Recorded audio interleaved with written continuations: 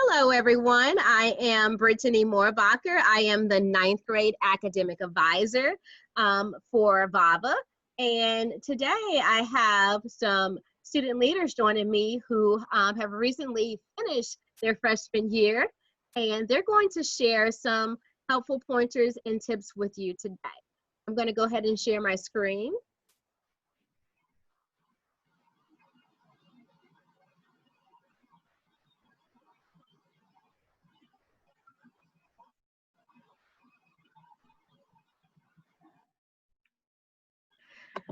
All right, so again, I'm Mrs. Moorbacher. We also have another high school advisor, Mrs. Clem, who is currently the advisor for 10th and 12th grade. Now keep in mind that those grade levels might change, but you will recognize and see Mrs. Clem in some of our other advisor sessions as well. All right, our real talk topic for today is planning and organization. That is a really important area as you work in school, and especially in our virtual environment, to be able to organize and plan your days so that you can be successful as a student. All right, now I'm going to let our student leaders jump in and introduce themselves. And it says ninth graders, but like I said, they just finished the ninth grade, so they're gonna be 10th graders to you during the 2020-2021 school year. Okay, Ariana, do you wanna introduce yourself? Hi, I'm Ariana Garza. I'm from King George, Virginia, and I've been with VAVA 4 years. All right. Hi, I'm Kenesha Anderson. I live in Haymarket, Virginia, and this is my 3rd year of VAVA. Hi, I'm Morgan Jones. I've been with VAVA for 2 years, and I live in Ashburn, Virginia. All right, thank you for that introduction, ladies. Now, keep in mind throughout the school year, you'll see these young ladies' faces, and they will be available to you to offer tips and suggestions, again, to help you have a wonderful school year, in addition to Mrs. Clem and I, who are academic advisors for the school year. All right, so for the beginning of our session here on planning and organization, our student leaders are going to walk you through what their typical school day looks like. Now, for any of you all who are completely new to online schooling, and specifically VAVA, it might be hard to wrap your mind around exactly what your average day is going to look like. So I'm going to let them share out what their school day looks like. Who wants to start us off? I could start us off. Okay, go ahead, Morgan. So my typical school day kind of starts with waking up around 7-ish, maybe a little bit earlier sometimes, and I first try and do yoga. It's like doing gym basically, and it's a way to start my day and clear my mind to get ready for the day I'm about to face. So then I do yoga and I have breakfast, and I usually have on Mondays maybe like 2 class connects, but it started off with more, but this year it ended out with 2. So I try and get at least 1 lesson done before a class connect, and I have a planner to help me kind of guide my way through. And so I try and get at least 1 lesson done before a class connect, and then by noon hopefully have maybe 1 to 2 lessons done, and then try and do more lessons and also kind of take breaks before my next class, which is kind of in the afternoon. The evening are like my last classes around 3. So I try to get possibly around 3 lessons done before that last class. And then during lunch, I may, check in with my mom and let her know how many hours I've done so far. But otherwise, I usually let her know how many hours I've done at the end of the day, because that's when I'm done with everything and I know how many hours I've done. So that's pretty much my day. And after my last class, I basically have dinner. And then if I have any other work, I may get that done. And if I have an assignment, that may take multiple days, but otherwise, that's my day. Mm-hmm. Thank you for sharing, Morgan. And I'll ask you next. So I heard you say that I think your last class, you have a class connects in the afternoon. How long are you usually at your computer or at your desk doing your schoolwork? It's a few hours, definitely like possibly 6 to like 7 or 8. And so I like to take a break as well. And sometimes I like to read afterwards after a very long day on the computer. And other times I like to exercise maybe after dinner too. And then the lessons may take 1 to 2 hours, kind of 2 hours, like max is 2 hours. Right. So it sounds like you take breaks throughout your day. Is that right? Yes. Okay. Right. Um, let's see, Ariana, can you talk about your morning routine? Is it similar to Morgan's or different?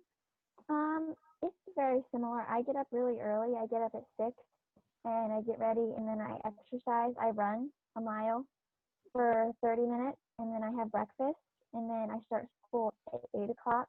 And all my classes are in the morning from 9 to like 12 or 1, depending on the day.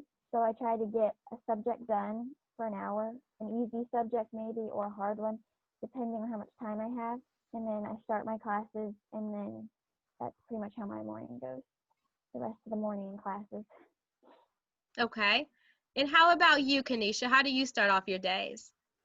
I don't normally work out in the morning. I normally save that for the evening so that I can I get all my schoolwork done first, then work out. So that's normally my last thing on my list during my school days.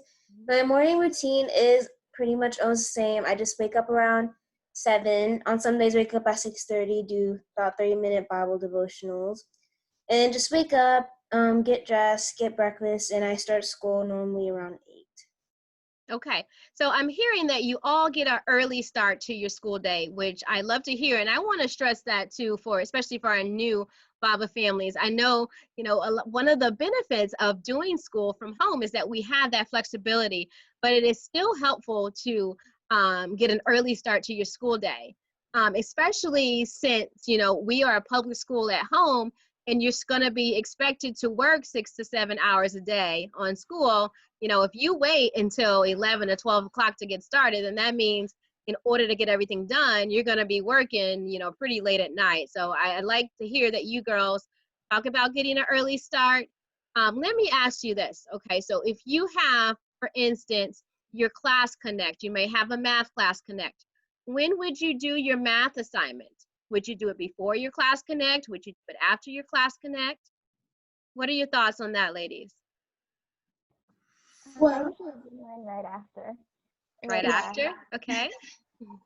Yeah, probably after. Okay. All right. And so I know a lot of your classes will require that you take an attendance quiz, or what we sometimes here called a buzzword quiz. And your teachers, just want to make sure that you are paying attention to the class connect and you got most of the important points. And I think it's a good habit and best practice to complete those right after the class connects. What are your thoughts, ladies? Is that what you usually do? yeah. Yes, that's the best thing to do. Okay. All right. So yeah, make sure that you're doing those quizzes right after your class connect so they won't be forgotten about. And I would say, if you are having trouble with a particular subject though, it might be even helpful to look at the assignment before the class connect to be prepared to ask questions. Okay. Do your teachers allow time for that, ladies, for you to ask questions? Yes, they do. Yes. Yeah. Okay. Good to hear that. And about how much time are you spending on each subject, you think, a day? So if you have math, about how long for math, how long for your other classes? I know that can vary some depending on your class connects. For the individual classes, like the lessons, it's only about 30 minutes to an hour that I might spend on it, depending on what we're doing in the lesson. Okay. Right. And, with that said, if you are finding that you're spending, more than that hour in a particular course, it might be a good idea to transition to the next class. So if you think about, spending 6 to 7 hours on school, that equates to about an hour, 30 minutes to an hour in each class, each subject. And just like the amount of time you would spend in a traditional school and then transition to the next class. So think about that and how, again, in a traditional brick and mortar school, how you transition to class and how you want to try to mimic that structure here with VAVA. All right, thanks for those helpful ideas, ladies. Let's think about some helpful resources for your peers as well, especially focusing on calendars, alarms, and notebooks. Kanisha, do you want to start us off here? Sure. Okay. So, when it comes to calendars, one thing I like to do is I like to put all my class connects on my calendar, and it alerts me about 30 minutes before so that I know which class connect to go into. And pretty much the same for alarms. I have an alarm in the morning for when I wake up. Just like set it on your phone and make sure I set it every night as I go to sleep. For notebooks, when we do that back to school shopping, I make an effort to get a notebook for each and every subject and maybe even binders, so I need to put like folders in there and everything. That's probably another thing I'll add is folders on your computer, because I know this year I especially did French, and so for each unit I needed a folder. So if you don't want to like go to the store and have all those folders like in your school space and everything, it really did help because I have a lot of folders on my computer. So getting in the habit of making folders on your computer is really good. And then one extra little tip I'll add is you need to get in the habit of checking your email or your school email about twice a day. And what I did around 7th grade that's really helped was I basically synced my email on my phone. So even when I'm out the house and on my computer, when my phone goes off, I can see if I got a school email from a teacher and I can just respond right then and there. Great point. And I know you're always checking those emails, Kanisha, because you answer pretty promptly. Those are some great tips and suggestions. So with your notebooks, do you take notes in your notebook Yes, I from do. your class connects, doing class connects? You take notes? Yes. Okay. Right. And then when you read too? Yes, I Yeah. take notes. Yeah, I write the notes. I like to color code my notes too, so I definitely do take notes during the lessons. Great. Ariana, do you have anything to add here? I do pretty much the same thing as Kenesha. I have a calendar. I have my own personal calendar that I keep like assignments, due dates, class connects, and then my family has one big calendar with everybody's stuff and events. That way we all know what we're doing to help schedule our week. And then I set an alarm every day. And sometimes if I'm struggling with a topic, I'll set an alarm for myself and give myself only a certain amount of time and then move on to something else to give my mind a break. And then for notebooks, I'd like Kanisha, I take a lot of notes. Writing stuff out really helps memorize stuff. For studying, just writing it out really helps me remember. Great point, ladies. All right. So, and I would just also emphasize, if there is a subject that you are struggling in, like Ariana said, definitely set those alarms to remind yourself, about how much time you want to spend studying on that topic. And then also, if you're forgetting to do something, like if you're forgetting to complete your buzzwords quizzes after your class connect, it would be a great idea to set an alarm right after that class connect to remind yourself to go ahead and study and prepare. And go ahead and to take that quiz. Any other thoughts, ladies, here? One last thing I'll add is you definitely want to get in the habit of doing your attendance quizzes right after class next ends, because in middle school you guys have 1 week to complete the quiz, but here in high school you only have that day. So after like 24 hours, 12 hours, the due date will come up and it will be marked as overdue. So you especially want to get in the habit of doing those right after the class ends. Great point. And just to elaborate on that idea, if there is any extenuating circumstances that come up, make sure that you email your teachers and let them know, why you might need more than the 24 hours to complete your class connect quizzes, so you will not be penalized for not getting that in on time. All right. So in addition to, organizing yourself, part of that organizing yourself for your school day, you also have to keep in mind test prep. Okay. Tests and quizzes are a big part of high school. Unfortunately, I know they're not always our favorite, but the more that you prepare for those, the less stressful it will be. And ultimately, the more successful you'll be on those tests and quizzes. All right, so with that said, Morgan, I'll let you start here. Let's talk a little bit about test prep. How do you start studying? What does your studying look like?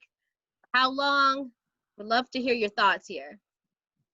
So oftentimes what I'll do is when we're first starting out the unit, after maybe about 2 or 3 lessons, I'll start making flashcards, and especially if there's like in history, maybe chapter quizzes, that's like a notification almost to start studying kind of for a test. So definitely my tip would be to study early on in the unit instead of waiting until like 2 days before the test or right before the test. And then I also like to kind of recite everything that I'm learning out loud to maybe my family members or myself. That definitely helps. And then also one test strategy that I do is I kind of stick Post-its around my room possibly that have facts on what we're studying so that I'm always like on my toes trying to remember what we're learning. So studying for how long, maybe like 1 hour a day for, maybe each subject is my recommendation. But yeah. Right.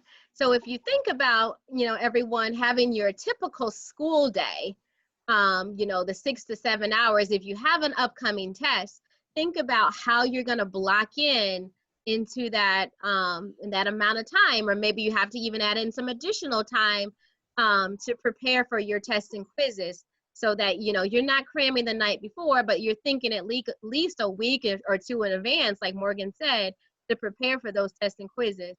Kanisha, Ariana, do you all have any other thoughts or suggestions here for test prep? Well, what I normally do is each Friday before I completely log off, I go into the OMHS, select plan, and see what tests are coming up that next week. So that gives me at least a full 7 days to study. And I know it's like the weekend, so you don't want to spend any time doing schoolwork or anything.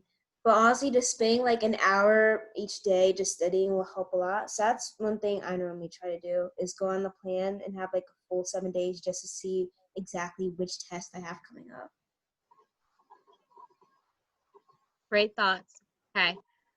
Well, I think you guys hear the main point here again is to get an early start when you have those tests and quizzes coming up. Use any study guides that your teachers might provide for you. Make sure you're taking good notes and reach out to your teachers if you have questions on the review material that you might receive for tests and quizzes.